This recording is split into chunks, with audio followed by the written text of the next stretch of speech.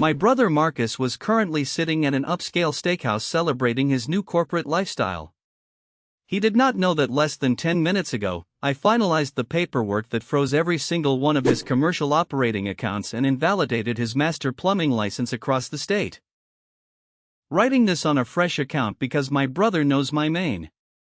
Everything else stays. I'm Wes, a 34-year-old commercial estimator in Columbus, Ohio. I spent the last 9 years handling the bidding, the numbers, and the long nights for our family business, Miller Commercial Plumbing. My dad, Ray, started the company 42 years ago with a single rusty van and an old pipe wrench. By the time I joined the team, he had built it into a highly respected regional powerhouse. We did the big stuff. We plumbed hospitals, high-rise apartment complexes, and massive manufacturing facilities. It was hard, grinding work, but it was incredibly profitable. My dad always told us that the business was our collective future. The problem was that my brother Marcus believed that the future belonged exclusively to him. Marcus was 3 years older than me. He was the classic golden child. He had the charm, the loud laugh, and the ability to make my dad believe he was working miracles while doing absolutely nothing. While I sat in the cramped back office reviewing blueprints and tracking fluctuating copper prices, Marcus drove a shiny company-branded Ford F-250 around town, acting as the public face of the business. Dad loved him for it. Marcus was the one who went golfing with the developers. Marcus was the one who wore the clean, embroidered polo shirts and took clients out to expensive dinners on the company dime. I never minded the discrepancy in attention because I genuinely loved the mechanics of the business. I liked making sure our margins were tight and our crews were paid well. But things shifted dramatically 2 years ago when Dad suffered a severe stroke. He survived, but his doctor made it clear that his days of running a high-stress construction business were over. Dad needed to retire immediately. Because Dad didn't want the stress of a sudden sale, he set up a structured transition. I was named the managing director of operations. Marcus was put in charge of asset management and logistics, which meant he controlled the central warehouse, the fleet of vehicles, and our massive inventory of specialized tools. The agreement was simple.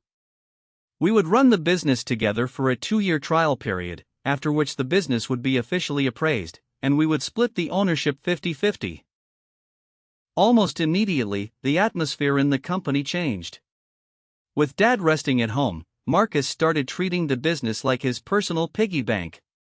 He started showing up to the office at 11 in the morning wearing designer clothes. He bought a luxury watch that cost more than my first car. Whenever I asked him about the company credit card statements, he would laugh and tell me that you have to spend money to make money in high-level networking. I tried to keep my head down and focus on our active contracts. But, by the 6-month mark of our new arrangement, the numbers simply weren't adding up. I was securing highly lucrative contracts, our crews were working constantly, yet our net profit margins were plummeting.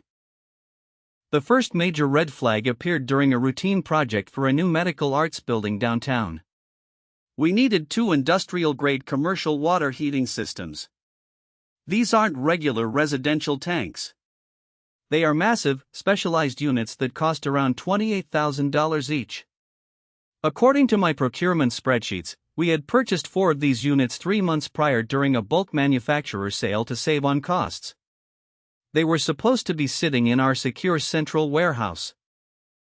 When the field supervisor called me saying the warehouse was completely empty, I walked out to the loading dock to find Marcus. He was leaning against his truck, scrolling through his phone. I asked him where the medical building units were. Marcus didn't even look up. He just waved his hand dismissively and said they had been moved to another site. He claimed one of our other major projects had an emergency shortage, so he reallocated them. He told me he would order replacements next week. I went back to my office and checked the project logs for every active job site we had. None of them required that specific model of water heater. In fact, none of our other sites were even at the rough-in plumbing stage yet. I called the supplier to see if Marcus had ordered the replacements he promised. The supplier told me our corporate account was currently on a temporary hold due to a pattern of late payments. That didn't make any sense. I had personally authorized the automated clearinghouse transfers for our vendor accounts every single month. The money was leaving our primary operating bank account. I decided to pull the raw bank statements instead of relying on the modified digital ledger that Marcus's hand-picked bookkeeper provided for the weekly meetings. What I found made my stomach drop. Over the past 8 months, a series of mysterious external transfers had been initiated from our secondary equipment reserve fund. The amounts were always specific, deliberately chosen to avoid triggering automatic internal corporate alerts. There was a transfer for $42,500, another for $38,000, and a dozen smaller ones ranging from $8,000 to $15,000. In total, over $210,000 had been quietly siphoned out of our equipment fund. The recipient was a corporate entity listed only as Apex Logistics LLC. I did a quick search on the state's business registry. Apex Logistics LLC had been formed exactly 9 months ago. The registered agent for the company wasn't Marcus. It was his longtime girlfriend's younger brother. It was a classic straw man setup. Marcus was laundering our company's cash reserves through a shell entity managed by his extended social circle. I knew I couldn't just confront him. If I went to my dad with nothing but a set of bank statements, Marcus would smooth-talk his way out of it. He would claim it was a strategic subcontracting arrangement or a temporary loan to secure a new warehouse facility. Dad was fragile, and his blind spot for Marcus was massive. I needed undeniable, concrete proof of what Marcus was actually doing. I decided to start playing the role of the oblivious, overworked brother. Every time Marcus came into the office complaining about how stressed he was from his networking meetings, I would smile, sympathize, and offer to take extra work off his plate. I volunteered to handle the tedious end-of-month inventory reconciliations myself so he could focus on his golf outings. Marcus was thrilled. He thought I was the same compliant, passive younger brother he had bossed around since childhood. He gladly handed over his master keys to the secondary storage yard. What Marcus didn't realize was that I had spent $1,200 of my own personal money to purchase high-definition, cellular-linked security cameras. Over the course of 3 weekend nights, I quietly installed them in the blind spots of our central warehouse and our secondary storage yard. The open loop finally closed 3 weeks later. It was a rainy Tuesday night around 11. My phone buzzed with a motion alert from the secondary storage yard camera. I opened the live feed on my tablet. A large unmarked flatbed commercial truck was backed up to our primary loading bay. Through the night vision lens, I watched my brother Marcus guide the truck into position. He wasn't alone. He had hired 3 independent day laborers who didn't wear our company uniforms. Together, they spent the next 2 hours loading our most expensive specialized equipment onto the flatbed. They took our industrial pipe threading machines, our commercial drain routing cameras, and several crates of high-grade copper fittings. These weren't standard tools you buy at a local hardware store. This was highly regulated, heavy-duty commercial equipment. I sat in my dark living room, watching the live video stream as my own brother systematically stripped our father's life's work. I didn't call the police that night. If I called the local police, it would be treated as a standard commercial burglary or a domestic business dispute. Marcus would claim he was merely moving inventory to a secure off-site location for a major project. He would get a slap on the wrist, the family would intervene to protect him from jail time, and the business would still be ruined. I needed a definitive, airtight legal move that would completely dismantle his entire operation. The next morning, I went to the warehouse early. I walked through the aisles with a digital barcode scanner. I documented every single missing item. I matched the missing inventory against our master corporate asset ledger. The total value of the physical equipment Marcus had removed over the last few months was staggering. Between the specialized threading machines, the heavy-duty commercial vehicles he had quietly retitled, and the raw material inventory, Marcus had stolen exactly $368,000 worth of physical property. When you added the $212,000 in direct cash embezzlement from the reserve fund, the total amount Marcus had stripped from Miller Commercial Plumbing came to $580,000. He was deliberately hollowing out the family business from the inside. His plan was brilliant in its cruelty. The official 2-year corporate appraisal was scheduled to take place in 3 months. By stripping $580,000 in assets and cash out of the company, the official valuation of Miller Commercial Plumbing would plummet. When the appraisers looked at the books, the business would look like it was on the verge of bankruptcy. Marcus would then approach our ailing dad, claim that the market had taken a terrible turn, and offer to buy out my dad's remaining shares for pennies on the dollar. Meanwhile, all of that stolen equipment and cash was being safely stored under the name of Apex Logistics LLC. Once Marcus owned our dad's company for nothing, he would merge the two entities, miraculously discover the missing equipment, and become the sole owner of a $1 million enterprise while completely cutting me out. I spent the next 2 weeks gathering my evidence. I didn't just hire a standard family lawyer. I went straight to a high-profile corporate litigation firm that specialized in forensic accounting and partnership fraud.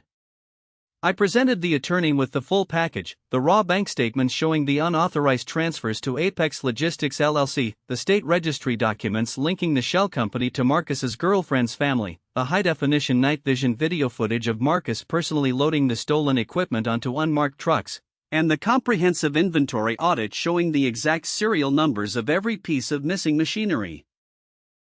The attorney looked over the files and smiled. He told me that this wasn't just a simple case of family bickering. This was a clear, textbook violation of fiduciary duty, corporate embezzlement, and fraud. But, instead of filing a standard lawsuit that would take months to wind through the county courts, the attorney suggested a far more immediate and devastating strategy. Because Miller Commercial Plumbing was a heavily regulated state-licensed entity, Marcus had to maintain his active status as a corporate officer on our state plumbing board registration. Furthermore, the commercial contracts I had been securing required us to maintain a specific level of insured corporate bonding based on our asset valuation. By secretly removing $368,000 in equipment, Marcus had actually put our active municipal hospital contract in default by dropping our operational capacity below the legally required threshold. I didn't let Marcus know that I discovered his scheme. I waited for the perfect moment to execute my countermove. That moment came during our quarterly regional project review meeting. The meeting wasn't held at our modest office. Marcus insisted on hosting it in the private dining room of a high-end downtown steakhouse, paid for, of course, with the company credit card. He invited our top 3 commercial developers, our primary bonding agent, and our elderly dad, who had been driven down by my mother just for the occasion. Marcus wanted to put on a grand show. He wanted everyone to see him as the clear, undisputed leader of the company before the upcoming appraisal. I arrived early and took my seat at the long mahogany table. Marcus arrived 20 minutes late, wearing his new designer suit, loudly greeting the developers and slapping them on the back. He ordered a round of expensive appetizers and a bottle of high-end wine. My dad sat at the head of the table, looking frail but proud. He smiled as Marcus launched into a flashy digital presentation about our projected growth. Marcus stood at the front of the room, pointing to a slide that showed a deliberately manipulated financial graph. Marcus puffed out his chest and said, "As you can see, despite some recent macroeconomic headwinds and a tightening of our equipment reserves, Miller Commercial Plumbing is poised for an incredible year. We are streamlining our logistics to make us leaner and more competitive." One of the major developers nodded, looking impressed. "That's great to hear, Marcus. We were a little concerned about your equipment capacity for the upcoming Phase 2 hospital expansion. We heard rumors of some material delays." Marcus laughed loudly, waving his hand in the air. "Oh, those rumors are completely baseless. Our central warehouse is fully stocked with the latest industrial gear. We have over $500,000 in dedicated machinery ready to deploy the second you greenlight the contract." My brother Wes handles the office paperwork, but I personally guarantee our operational readiness. I leaned back in my chair. I took a slow sip of my water. This was the exact public moment I had been waiting for. Actually, Marcus, I said, my voice cutting cleanly through the ambient noise of the private room. That is completely incorrect. We don't have that equipment in our warehouse. In fact, we don't have that equipment anywhere near our corporate ledger anymore. The room went completely silent. The clinking of silverware stopped. Marcus's smile froze on his face. He glared at me, his eyes narrowing. Wes, Marcus said, his voice dropping into a tense, warning tone. This is a high-level developer meeting. If you don't understand the logistics pipelines, please don't embarrass yourself in front of our clients. We can discuss the inventory schedules back at the office. We don't need to wait until we get back to the office, I replied calmly.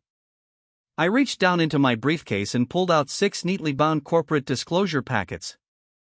I slid them across the table, one to each of the developers, one to our bonding agent, and one directly to my dad. Marcus stepped forward, his face flushed with anger. What is this? Wes, stop this nonsense right now. Those are the official, certified forensic audit reports for Miller Commercial Plumbing, I said, addressing the entire room. If you turn to page 4, you will find the verified serial numbers for the $368,000 worth of commercial machinery that was physically removed from our secondary storage yard between the hours of 11 p.m. and 1 a.m. over the last 3 weeks. If you look at the attached high-definition still photographs, you will see Marcus personally loading that equipment onto a flatbed truck registered to a shell company called Apex Logistics LLC. The primary bonding agent immediately opened the packet. His eyes widened as he saw the bank statements and the night vision photos. My dad reached for his reading glasses, his hands trembling as he looked at the images of his oldest son stealing his business in the middle of the night. Marcus lunged across the table, trying to grab the packet out of the bonding agent's hands. This is a lie. This is a complete fabrication by a bitter, jealous younger brother who can't handle the fact that I run this company. I don't just have photographs, Marcus, I said, pulling out my phone and tapping a button. The private room's large media screen, which Marcus had been using for his presentation, suddenly switched inputs. My phone was mirrored to the display. I pressed play. A crystal clear video began to play. The audio was perfectly sharp. It showed Marcus standing in our warehouse yard 2 nights ago, talking to the flatbed truck driver. On the video, Marcus's voice echoed clearly through the steakhouse room. Make sure these units are tucked away deep in the Apex facility.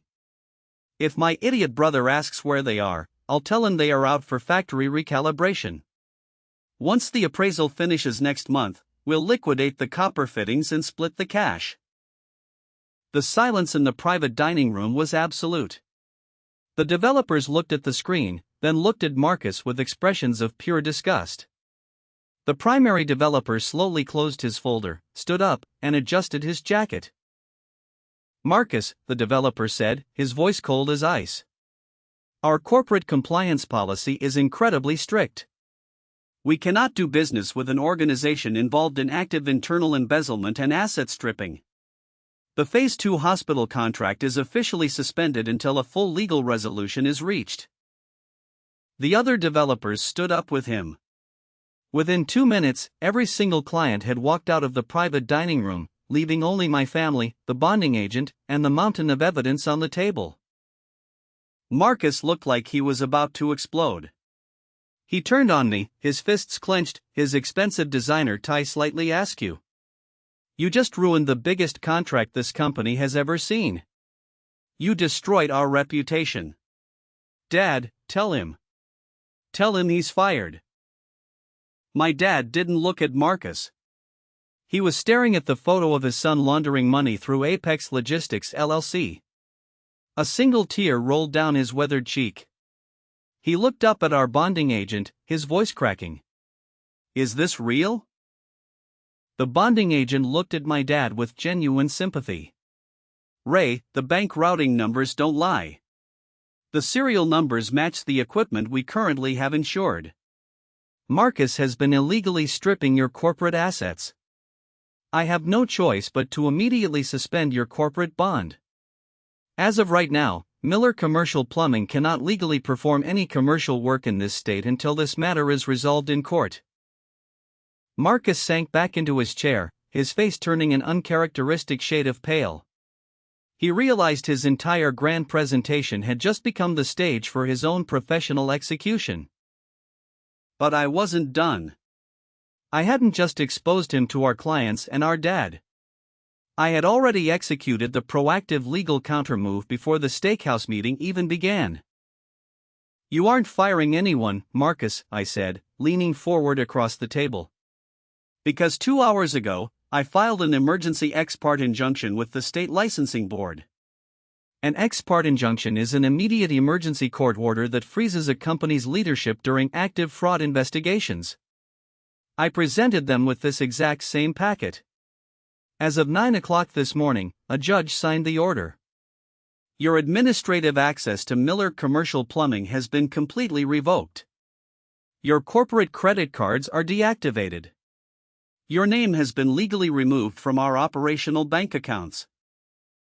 Marcus stared at me, his mouth open. You can't do that. I'm a partner. You were a partner in training, I replied, my voice steady and unwavering. But under our corporate bylaws, any officer caught engaging in willful conversion of company assets loses their voting shares immediately pending a formal board review. I am the remaining operational officer. And, as my first official act, I have already filed a formal civil conversion lawsuit against you and Apex Logistics LLC for the recovery of the $580,000. Our bonding agent stood up, packed his briefcase, and looked at me. Wes, you did the right thing. If you can recover those physical assets and remove Marcus permanently from the corporate charter, I can reinstate your operational bond within 48 hours. Call my office tomorrow. He nodded to my dad and walked out. Marcus looked at our dad, desperation creeping into his voice. Dad, come on. It was just a strategic business move. I was trying to shield our assets from future taxes. Wes is blowing this out of proportion. Tell him to drop the lawsuit. We're family. My dad slowly rose from his chair. He looked older than his years, but his eyes were suddenly clear and sharp, filled with the grit that had allowed him to build the business from nothing. He walked over to Marcus, looked down at him, and spoke with a quiet, devastating anger. You didn't shield our assets, Marcus, my dad said, his voice trembling but firm. You stole from me. You stole from your brother. You stole from the men who sweat every single day in those trenches to make this company respected. You are no longer an officer of this company. And, as far as I'm concerned, until every single dollar and every single tool is returned, you don't have a father. Dad turned and walked out of the restaurant, supported by my mother, who didn't say a single word to Marcus as they left. The legal fallout was swift and total. Because my emergency injunction had frozen the shell accounts immediately, Marcus didn't have the cash flow to maintain his lifestyle. The court appointed a neutral receiver to oversee the immediate return of the $368,000 worth of specialized plumbing equipment from the Apex Logistics warehouse. The police escorted our corporate transport trucks to the facility, and I personally verified every single serial number as we loaded the machinery back into our rightful central warehouse. To avoid facing formal criminal grand larceny charges, Marcus signed a legally binding settlement agreement. He surrendered his entire 50% future equity stake in Miller Commercial Plumbing back to the corporate treasury. He was forced to sell his luxury watch, liquidate his personal investments, and place his brand new house on the market to repay the $212,000 he had embezzled from our reserve funds. Today, Marcus lives in a cramped, one-bedroom apartment on the edge of town. His shiny company F-250 was repossessed and sold at an online auction. He works as an entry-level hourly estimator for a minor residential contractor, making a fraction of what he used to spend on a single weekend trip. His status, his designer clothes, and his high-rolling lifestyle are completely gone, replaced by the grim reality of a ruined reputation in a tight-knit local industry. Miller Commercial Plumbing is thriving. With Marcus gone and the corporate bond fully reinstated, I took over sole ownership of the company. Our profit margins instantly rebounded by 26% once the constant drain of Marcus's personal expenses was eliminated. Dad is enjoying a peaceful, stress-free retirement, knowing that the legacy he built with his own two hands is safe, secure, and completely protected from the family member who tried to tear it down. My brother thought he could use my quiet nature as a weapon against me, but he forgot that the person who handles the numbers always knows exactly where the bodies are buried.